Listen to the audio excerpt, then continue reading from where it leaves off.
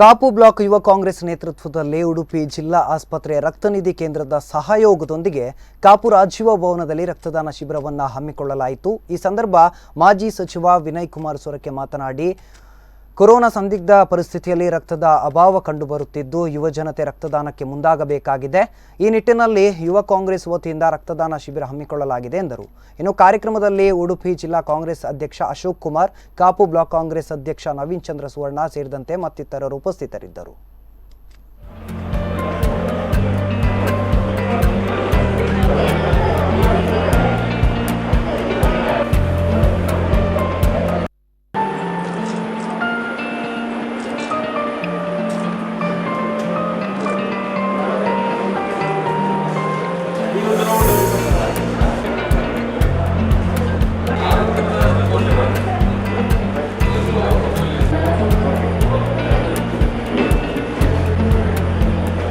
ಹೆಚ್ಚಿನ ವರ್ಷ ಕಷ್ಟ ಕಾಲದಲ್ಲಿ, ದುಃಖದ ಕಾಲದಲ್ಲಿ ಯಾರು ಜನರಿಗೆ ಸ್ಪಂದನೆ ಮಾಡ್ತಾರೆ ಅವರು ಆಪತ್ ಬಾಂಧವ ಆಗ್ತಾರೆ।